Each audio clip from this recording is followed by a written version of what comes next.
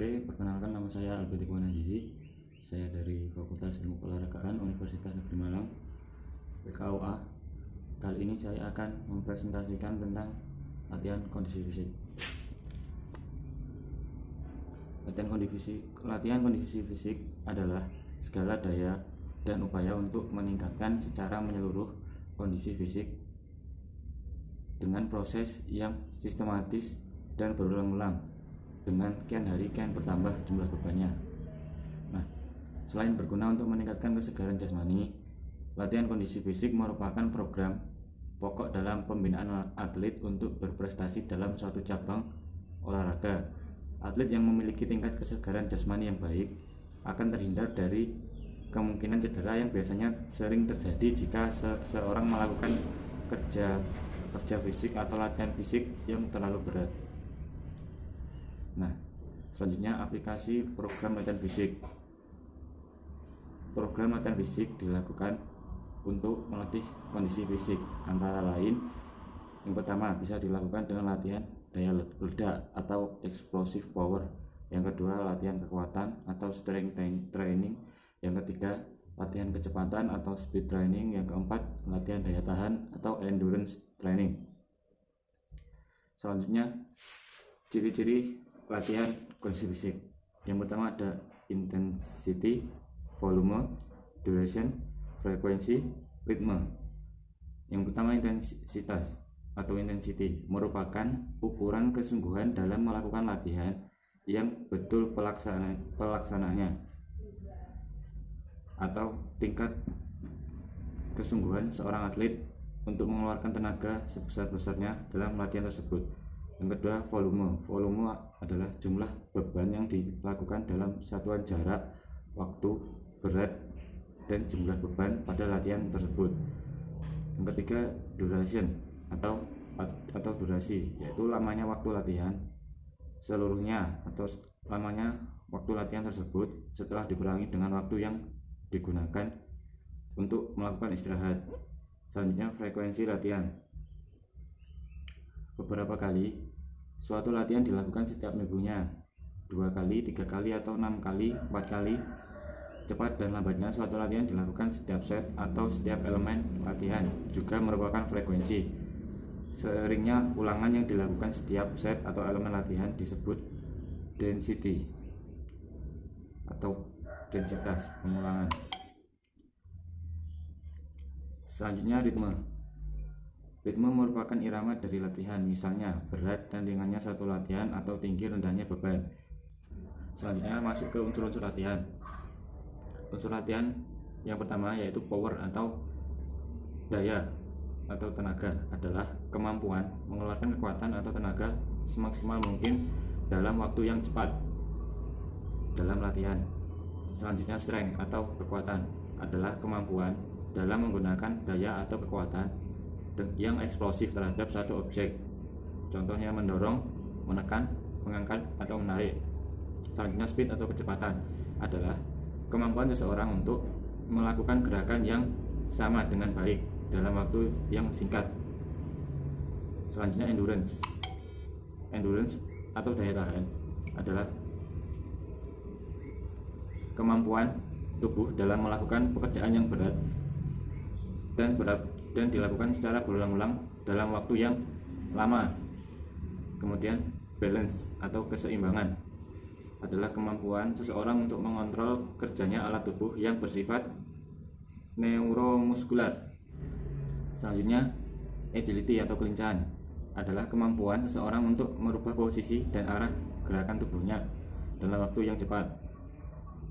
Selanjutnya koordinasi adalah kemampuan seseorang untuk merangkaikan atau membulatkan bermacam-macam gerakan sedemikian rupa sehingga merupakan gerakan yang bertautan atau saling berkaitan. Selanjutnya akurasi adalah kemampuan seseorang untuk menguasai gerakan yang terkontrol terhadap suatu sasaran. Yang terakhir fleksibilitas atau kelentukan adalah kemampuan seseorang untuk melakukan aktivitas dengan gerakan sendi-sendi yang luas dan tidak kaku. Selanjutnya masuk ke urutan latihan pembentukan fisik. Urutan latihan pembentukan fisik dibagi menjadi 3, yaitu pembentukan fisik umum, pembentukan fisik khusus, dan program latihan. Yang pertama, latihan pembentukan fisik umum dibagi menjadi 4. Yang pertama, memperhatikan kekhususan olahraga. Yang kedua, meningkatkan kapasitas kerja atlet. Yang ketiga, dititik beratkan pada potensi atlet atau fisik atlet. Yang keempat, sasaran yang harus dicapai dalam program latihan. Persiapan fisik umum ini adalah kesegaran jasmani. Selanjutnya, yang kedua yaitu latihan pembentukan fisik khusus dibagi menjadi 4. Yang pertama, ditujukan ke arah otot-otot yang terlibat secara langsung aktif menyebabkan gerakan. Yang kedua, mengembangkan otot-otot sinergis dan otot-otot yang bekerja sama dengan penggerak utama untuk melakukan aktivitas gerak. Yang ketiga, dipilih pola teknik dan struktur gerak yang menyerupai gerakan yang ada dalam olahraga. Yang keempat, latihan khusus dengan gerakan yang menyerupai sangat menguntungkan untuk atlet, untuk teknik atlet, untuk memperbaiki fisik. Selanjutnya masuk ke program latihan atau yang ketiga. Program latihan dibagi menjadi 5. Yang pertama, program latihan lari, sangat penting dan untuk mengasah kemampuan kerja jantung, paru-paru, dan kekuatan otot tungkai.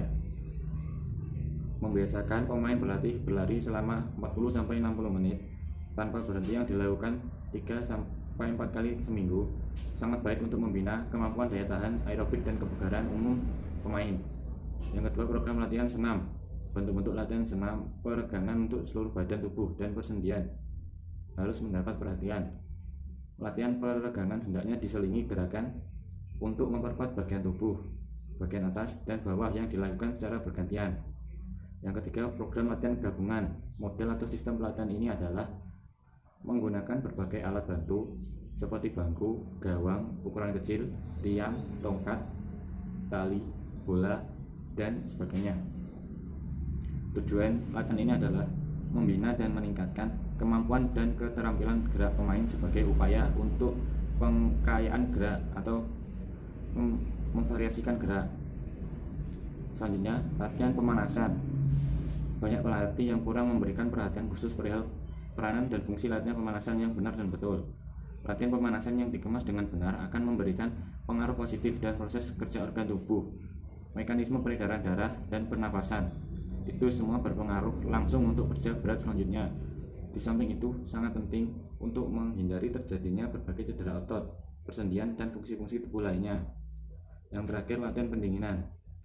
Latihan ini dilakukan setelah program latihan selesai, dilaksanakan sebagai upaya agar bagian otot yang bekerja berat tadi kembali pada posisi rileks dan tidak kaku. Bentuk latihannya adalah senam dan gerakan meregangkan tubuh.